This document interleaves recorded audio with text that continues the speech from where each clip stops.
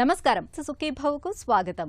ఈ రోజు సుఖీభవలో కాలేయం కొవ్వెక్కితే కష్టమే, కాన్పు తర్వాత పొట్టపై చారలు తగ్గలేదా, జొన్న రొట్టెలు తింటుంటే షుగర్ తగ్గుతుందా, పసి వయసులో క్యాన్సర్లు భయం వద్దు, ఇంకా హెల్త్ టిప్. కొవ్వు భూతం ఇప్పుడు మన ఒంట్లోని కీలకమైన అవయవాలను సైతం చుట్టుబెడుతోంది. మనకు ప్రాణాధారమైన కాలేయంపైన సైతం ఇవాళ కొవ్వు పేరుకుపోతోంది. కాలేయంపై కొవ్వు పేరుకుపోవటానికి మద్యపానం అనేది ఒక ప్రధాన కారణంగా ఉండేది. కానీ ఇవాళ మద్యంతో సంబంధం లేకుండానే ఇతరాత్ర కారణాల మూలంగా కాలేయం మీద కొవ్వు పొరలు పొరలుగా తిష్టవేసుకుంటోంది. ఈ పరిణామం కాలేయానికే కాదు, మన ఆరోగ్యానికి కూడా ఏమంత మంచిది కాదు. వాడుకలో నాన్ ఆల్కహాలిక్ ఫ్యాటీ లివర్గా పిలిచే ఈ సమస్యకు కారణాలు, పరిష్కార మార్గాల గురించి ఇప్పుడు తెలుసుకుందాం.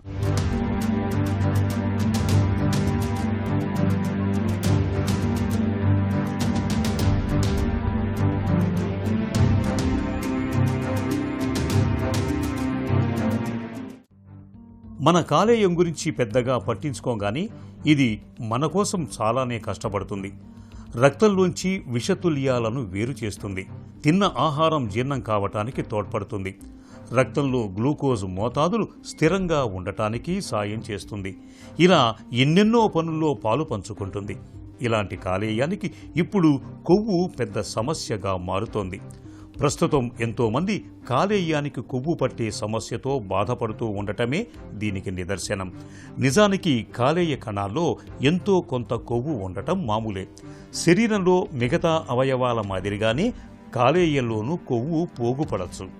కొంతవరకు ఉంటే ఇబ్బంది ఏమీ ఉండదు, కానీ మితిమీరితే మాత్రం కాలేయాన్ని దెబ్బతీస్తుంది. కాలేయం చేసే పనులకు అడుగడుగునా అడ్డు తగులుతూ తీవ్ర సమస్యలకు దారితీస్తుంది. మామూలుగా లివర్లో కొవ్వు పదార్థం అనేది 5% కన్నా ఎక్కువ ఉండదు. ఈ 5% కన్నా ఎక్కువ మోతాదులో కానీ కొవ్వు కాలేయంలో కానీ చేరితే దాన్ని ఫ్యాటీ లివర్ అంటాం. ఫ్యాటీ లివర్కి ప్రధానంగా కొన్ని కారణాలు ఉన్నాయి. వాటికి ఏంటంటే ఆల్కహాల్ అనేది ప్రధానమైన కారణం. ఆల్కహాల్ తాగని వాళ్ళల్లో ఫ్యాటీ లివర్ వచ్చే వ్యాధిని non alcoholic fatty liver disease అంటాం. ఈ non alcoholic fatty liver disease అనేది మన దేశంలో చాలా ఎక్కువగా ఈ మధ్యకాలంలో ఎక్కువగా చూస్తున్నాము. ఎందుకంటే జీవనశైలి మార్పుల వల్ల, హై ఫ్యాటీ ఫుడ్స్ తీసుకోవటం, ఎక్సర్సైజ్ సరిగా చేయకపోవటం వల్ల ఈ non alcoholic fatty liver disease వ్యాధి ఎక్కువగా వస్తుంది. ఈ రెండు కాకుండా కొన్ని మెడిసిన్స్ వల్ల రావచ్చు, ప్రెగ్నెన్సీలో రావచ్చు, కొన్ని వైరస్ అంటే హెపటైటిస్ బి కానీ సి వల్ల కూడా ఫ్యాటీ లివర్ రావచ్చు. ఏదైనా పేషెంట్స్లో బీపీ, షుగరు, స్థూలకాయం, ఎస్పెషల్లీ నడుము కొలత ఎక్కువగా ఉన్న వాళ్ళు, అంటే సెంట్రల్ ఒబెసిటీ అంటాం అన్నమాట, వాళ్ళు కానీ గుడ్ కొలెస్ట్రాల్ తక్కువగా ఉండి బ్యాడ్ కొలెస్ట్రాల్ ట్రైగ్లిజరైడ్స్ ఎక్కువగా ఉన్న వాళ్ళు ఈ non alcoholic fatty liver disease అనేది చాలా కామన్గా ఉంటుందన్నమాట. కాలేయానికి కొవ్వు పట్టినా చాలా మందిలో ఎలాంటి లక్షణాలు ఉండకపోవచ్చు. దీంతో ఇది ఉన్నట్టు చాలా మందికి తెలియదు. అందరిలా మామూలుగానే తిరుగుతూ ఉంటారు. అలాగని అసలేం కనిపెట్టలేమని కాదు. నిస్సత్తువ, కడుపు పైభాగంలో ఏదో అసౌకర్యం వంటివి కనిపిస్తే జాగ్రత్త పడాల్సిందే. కొన్ని రకాల జబ్బులు, జన్యువులు, ఆహారం, జీర్ణకోశ వ్యవస్థ ఇవన్నీ కాలేయానికి కొవ్వు పట్టేలా చేస్తూ ఉంటాయి. దీన్నే non alcoholic fatty liver disease, అంటే మద్యంతో సంబంధం లేని జబ్బు అని అంటారు. ఇదో దీర్ఘకాల సమస్య. మన దేశంలో 9% నుంచి 32% మంది దీంతో బాధపడుతున్నారని అంచనా. ఊబకాయం, మధుమేహంతో బాధపడే వారికి దీని ముప్పు ఎక్కువ. అనారోగ్యకరమైన ఆహారపు అలవాట్లతో పాటు రసాయనాల కాలుష్యానికి గురవుతున్న వారికి కాలేయంపై కొవ్వు పేరుకునే ముప్పు ఎక్కువని చెబుతారు డాక్టర్లు. మొదట్లో ఈ ఫ్యాటీ లివర్ వల్ల ఎటువంటి ఇబ్బంది ఉండదు, మనకి ఎటువంటి లక్షణాలు కానీ బ్లడ్ టెస్ట్లో కానీ ఏమీ తెలియవు. ఎప్పుడైతే ఈ ఫ్యాట్ వల్ల లివర్ డ్యామేజ్ అవుతుందో, అంటే ఆ స్టేజ్ మీద నాన్ ఆల్కహాలిక్ స్టేటో హెపటైటిస్ అంటాం. ఈ నాష్ అనే స్టేజ్కి వచ్చిందంటే అప్పుడు లివర్ డ్యామేజ్ అవుతుంది కింద లెక్క. ఈ డ్యామేజ్ కొద్దీ లివర్లో ఫైబ్రస్ టిష్యూ అనేది డిపాజిట్ అవుతూ ఉంటుంది. ఆ ఫైబ్రస్ టిష్యూ కానీ ఎక్కువ డిపాజిట్ అయితే అది ఫైబ్రోటిక్ లివర్ అంటాం. చివరిగా లివర్ సిరోసిస్ అంటాం. ఈ ఫైబ్రోటిక్ లివర్ వచ్చే వరకు కూడా చాలా వరకు పేషెంట్కి ఎటువంటి లక్షణాలు ఉండవు. ఒక్కసారి సిరోటిక్ లివర్ వస్తే మాత్రం పేషెంట్కి కాలువాపులు, ఆకలి తగ్గిపోవటం, వాంతులు వచ్చినట్టు ఉండటం, మొదట్లో బరువు తగ్గిపోయి తర్వాత బరువు పెరగటం, ఇవన్నీ జరుగుతూ ఉంటాయి. కొంతమందిలో కామెర్లు కూడా రావచ్చు. ఫ్యాటీ లివర్ని డయాగ్నోస్ చేయడానికి ముందుగా అల్ట్రాసౌండ్ అనేది ఉపయోగపడుతూ ఉంటుంది. అల్ట్రాసౌండ్లో మేము ఈ మధ్య కాలంలో చూసిన వల్ల ఆల్మోస్ట్ 50-60% మందికి ఫ్యాటీ లివర్ అనేది రిపోర్ట్ ఉంటుంది. ఈ అల్ట్రాసౌండ్తో పాటు ఫైబ్రో స్కాన్ ఒక టెస్ట్ చేస్తాము. ఈ ఫైబ్రో స్కాన్ ఏంటంటే లివర్ ఎంత గట్టి పడుతుంది అని తెలుసుకోవడానికి దోహదపడుతుంది. దాంతోపాటుగా లివర్ ఫంక్షన్ టెస్ట్ కూడా చేయాలి. ఈ మూడుతో పాటుగా ఏంటంటే కొన్ని viral infections, hepatitis B, hepatitis C కూడా టెస్ట్ చేస్తూ ఉండాలి. ఇవన్నిటి వల్ల కొంత ఇన్ఫర్మేషన్ అయితే లివర్ ఎంతవరకు డ్యామేజ్ అయింది, ఇంకా డ్యామేజ్ అయ్యే అవకాశం ఉందా అనేది తెలుస్తుంది. కొవ్వు పట్టినా అందరికీ కాలేయం దెబ్బతినాలని ఏమీ లేదు. కానీ కాలేయంలో వాపు ప్రక్రియ తలెత్తే అవకాశం ఉంటుంది. దీంతో కాలేయ కణాలు దెబ్బతింటాయి. ఇలాంటి దశను non alcoholic steato hepatitis Nash అని అంటారు. ఇది ఇక్కడితో ఆగకుండా ముదిరితే కాలేయంలో చెరిగిపోని మచ్చపడవచ్చు, కణజాలం గట్టిపడవచ్చు, తాళ్ల మాదిరిగా అవ్వచ్చు.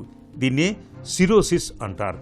ఇది మరింత తీవ్రమై కాలేయం విఫలం కావచ్చు, చివరకు క్యాన్సర్కు దారితీయచ్చు. అదృష్టం ఏంటంటే కాలేయం దెబ్బతిన్నా తిరిగి కోలుకోవటానికి అవకాశం ఎక్కువగా ఉంటుంది. కాలేయానికి తనకు తానే మరమ్మత్తు చేసుకునే శక్తి ఉంది. కాబట్టి ఫ్యాటీ లివర్ వంటి సమస్యల్ని తొలి దశలోనే గుర్తించి తగు జాగ్రత్తలు తీసుకోవటం ఎంతైనా అవసరం. ఫ్యాటీ లివర్ను పసిగట్టేందుకు రక్త పరీక్షలు, స్కానింగ్ వంటివి ఉపయోగపడతాయి. ఇవి జబ్బు నిర్ధారణకే కాదు, తీవ్రతను గుర్తించటానికి తోడ్పడతాయి. కాలేయ జబ్బు నాష్గా మారిందో లేదో తెలుసుకోవటానికి కాలేయం నుంచి చిన్న ముక్కను బయటికి తీసి పరీక్షించాల్సి ఉంటుంది. ఇందులో కాలేయ కణజాలం మీద మచ్చ ఏర్పడిందా, వాపు ప్రక్రియ ఆనవాళ్లు కనిపిస్తున్నాయా అనేవి బయటపడతాయి. ఫ్యాటీ లివర్ అనేది దీర్ఘకాలపు వ్యాధి. ఇది రోజుల్లో, వారాల్లో, నెలలో వచ్చే వ్యాధి కాదు. ఇది సంవత్సరాల్లో వచ్చే వ్యాధి. అందువల్ల మనకి ఇటువంటి లక్షణాలు కానీ ఇటువంటి తెలీదు. అందువల్ల కొంత జీవనశైలి మార్పు అనేది ముందుగానే రావాలి. 20-30 ఏళ్ల వయసు ఉన్న వాళ్ళనే జీవనశైలి మార్పు రావాలి. ఎక్సర్సైజ్ చేసుకోవటం, తర్వాత బరువు పెరగకుండా ఉండటం, ఎస్పెషల్ నడుము కొలత పెరగకుండా ఉండటం, అంటే సెంట్రల్ ఒబెసిటీ రాకుండా చూసుకోవటం.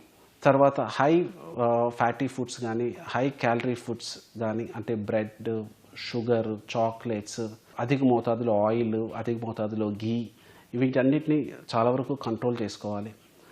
పీచు పదార్థం ఉండేటట్టు చూసుకోవాలి. వీటన్నిటి వల్ల కొంతవరకు మనం నివారించుకోవచ్చు.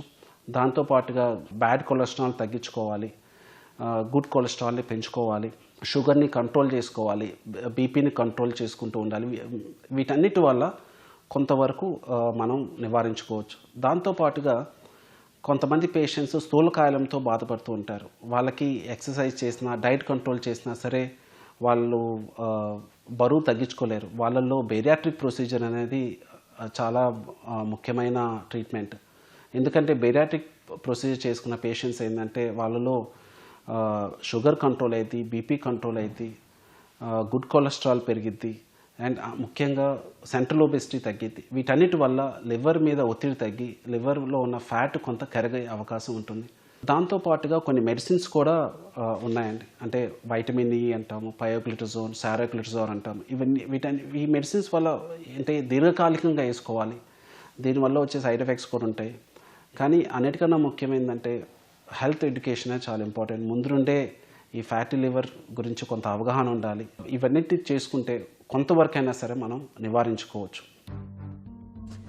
తొలి దశలో కొన్ని జాగ్రత్తలు తీసుకోవటం ద్వారా దెబ్బతిన్న కాలేయాన్ని తిరిగి సరిచేసుకునే అవకాశం ఉంది. వీటిల్లో అన్నిటికన్నా సమర్థమైనవి జీవనశైలి మార్పులే.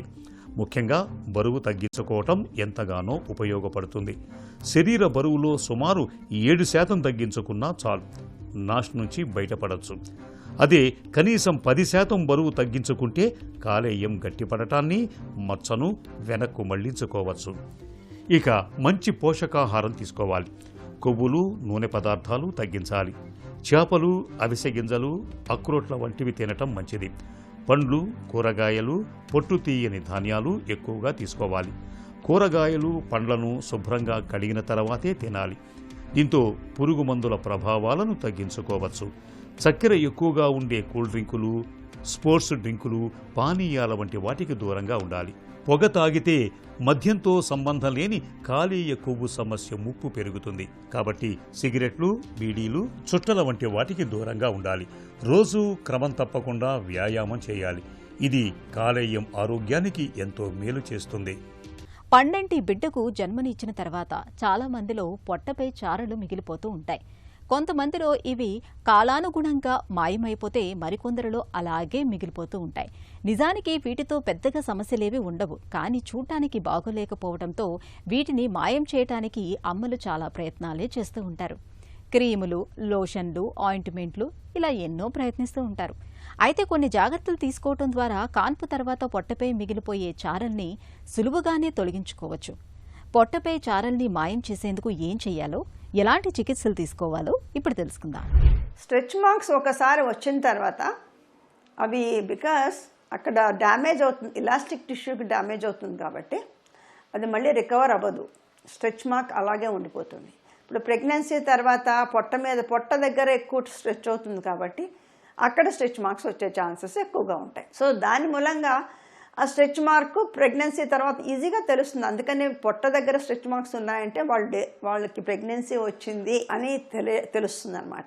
ఒకసారి ఇలాస్టిక్ టిష్యూ బ్రేక్ అయిన తర్వాత మళ్ళీ నార్మల్గా స్కిన్ నార్మలైజ్ అవడానికి ఛాన్సెస్ ఉండదు.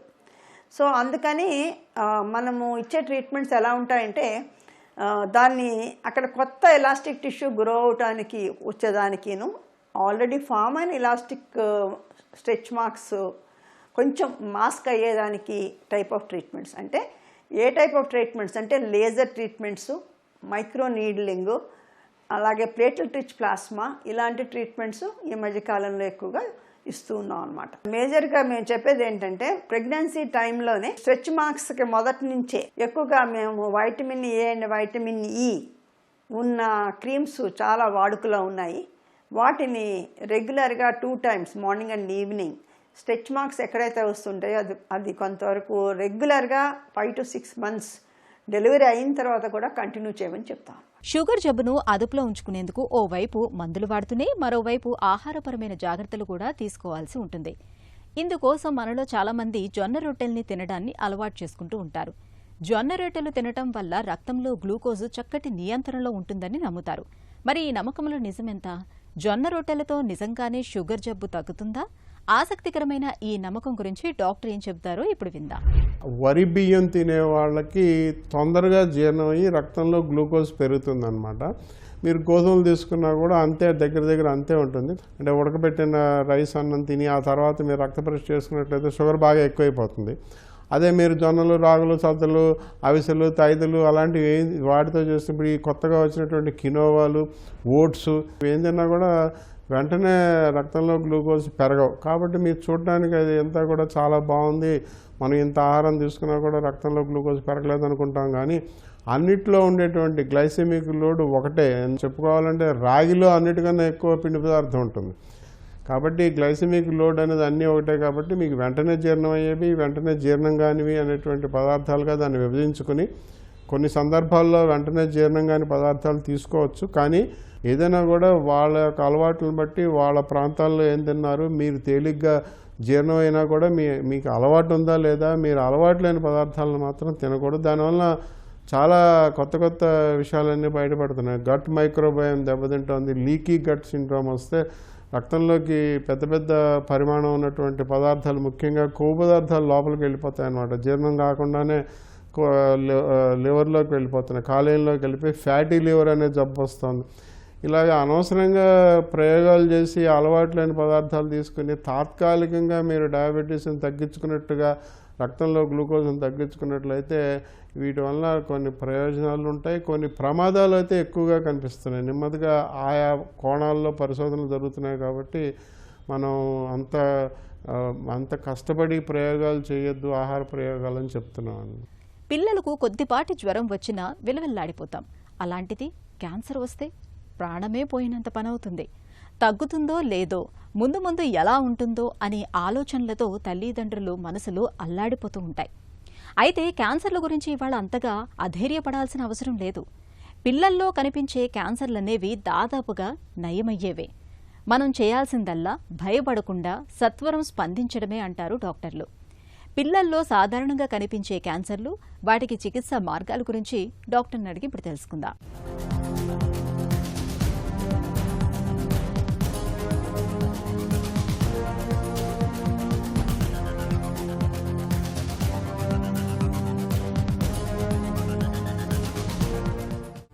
పిల్లల్లో క్యాన్సర్లు ఎందుకు వస్తాయి?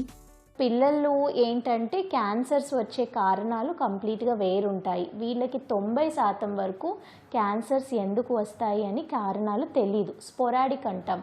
అంటే మామూలుగా రక్త కణాలని ఒక సైకిల్లో వెళ్తూ ఉంటాయి. అదే కణము అదుపు తప్పి అసాధారణంగా పెరిగితే అది క్యాన్సర్ కణంగా మారుతుంది. అది ఎందుకు అదుపు తప్పుతుందంటే కొన్ని మ్యూటేషన్స్ వల్ల అది అదుపు తప్పుతుంది.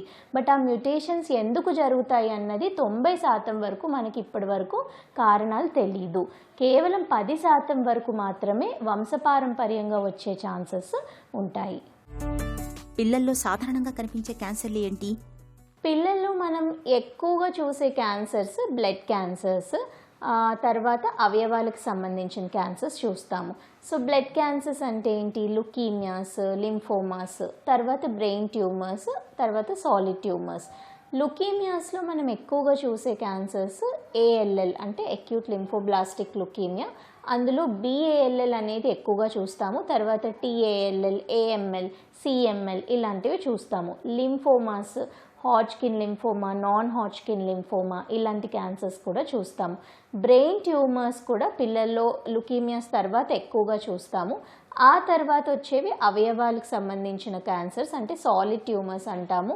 లివర్ నుంచి కానీ కిడ్నీ నుంచి వచ్చే ట్యూమర్స్ని విల్మ్స్ ట్యూమర్ అంటాము. న్యూరోబ్లాస్టోమా, కంటి క్యాన్సర్ రెటినోబ్లాస్టోమా, అలాగే సాఫ్ట్ టిష్యూ సార్కోమాస్, ఇంకా rare tumours, germ cell tumours ఇలాంటి రకరకాల క్యాన్సర్స్ పిల్లల్లో చూస్తాము. పిల్లల్లో క్యాన్సర్ తాలూకు లక్షణాలను ఎలా గుర్తించాలి? ఎవరికైనా తరచుగా రికరెంట్గా ఫీవర్ రావడం కానీ 2-3 వారాల పైగా ఫీవర్ తగ్గకుండా అలానే ఉండి యాంటీబయాటిక్స్ వాడినా కూడా ఫీవర్ తగ్గకుండా ఉంటే డెఫినెట్గా మనం ఒకసారి చెక్ చేయించుకోవాలి. సడన్గా పిల్లలు పాలిపోయినట్టు ఉండి తెల్లగా కనిపించిన, చర్మం మీద కందిపోయినట్టు మచ్చలు అంటే దెబ్బలు తగలకుండానే మచ్చలు ఏమన్నా కనిపించినా డెఫినెట్గా మనం ఒకసారి బ్లడ్ టెస్ట్ చేసుకుని ప్లేట్లెట్స్ ఎలా ఉన్నాయి, హిమోగ్లోబిన్ ఎలా ఉంది, రక్త కణాలు ఎలా ఉన్నాయన్నది టెస్ట్ చేసుకోవాలి. అలాగే మెడలో కానీ చంకల్లో కానీ గజ్జల్లో చిన్న చిన్న గడ్డల్లాగా లింఫ్ నోడ్స్ అనేవి ఎప్పుడైనా సడన్గా పెరిగినట్టయితే ఎక్కువగా అనిపిస్తే మనం డెఫినెట్గా చెక్ చేసుకోవాలి. ఇలాంటివన్నీ నార్మల్గా ఇన్ఫెక్షన్స్లో కూడా చూస్తాము. ఇవన్నీ ఉంటే ఖచ్చితంగా క్యాన్సర్ అని చెప్పలేం, కానీ డెఫినెట్గా ఇవి కన్సిస్టెంట్గా అలానే ఉండి మన ఇబ్బంది పెట్టేటట్టు ఉండి తగ్గకుండా ఉంటే డెఫినెట్గా క్యాన్సర్ రూల్ అవుట్ చేసుకోవాలి. అలాగే కంటిలో తెల్లటి మెరుపులాగా చుక్క కనిపించినా కంటి క్యాన్సర్ అనేది రూల్ అవుట్ చేసుకోవాలి.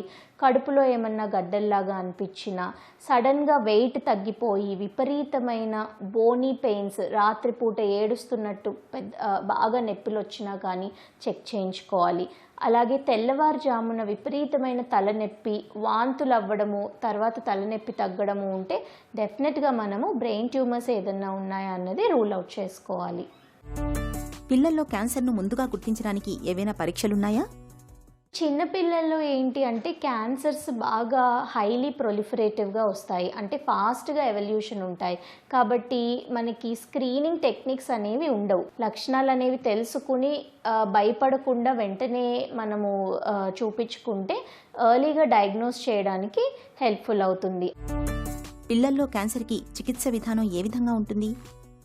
వాళ్ళకి వచ్చే క్యాన్సర్ తత్వాన్ని బట్టి అది ఎగ్జాక్ట్గా అది బ్లడ్ క్యాన్సరా, సాలిడ్ ట్యూమరా, అది ఏ క్యాన్సరు, దాని తర్వాత అది ఏ స్టేజ్లో ఉంది, ఏ రిస్క్ కేటగిరీలో ఉంది అని దాన్ని చూసుకుని దానికి సంబంధించిన టెస్ట్లు చేసుకుని దాని తర్వాత దాన్ని బట్టి ట్రీట్మెంట్ ఉంటుంది. ఒక్కొక్క క్యాన్సర్కి ఒక్కొక్కలాగా ఉంటుంది ట్రీట్మెంట్. ఇద్దరు పిల్లలకి ఒకటే రకమైన క్యాన్సర్ వస్తే వాళ్ళిద్దరికీ కూడా సేమ్ ట్రీట్మెంట్ ఉండదు. ఎందుకంటే వాళ్ళ బాడీని బట్టి, వాళ్ళ వెయిట్ని బట్టి, వాళ్ళ న్యూట్రిషనల్ స్టేటస్ బట్టి, క్యాన్సర్ తత్వాన్ని బట్టి ట్రీట్మెంట్ ప్రోటోకాల్ అనేది మనం డిసైడ్ చేస్తాం. ఇప్పుడు బ్లడ్ క్యాన్సర్స్ చూసుకుంటే ఫర్ ఎగ్జాంపుల్ మనము మోస్ట్ ఆఫ్ ద ట్రీట్మెంట్ కీమోథెరపీతోనే నయం చేస్తాం. చాలా తక్కువ మందికి మనము రేడియేషన్ కానీ బోన్ మ్యారో ట్రాన్స్ప్లాంట్కి కానీ వెళ్తాం.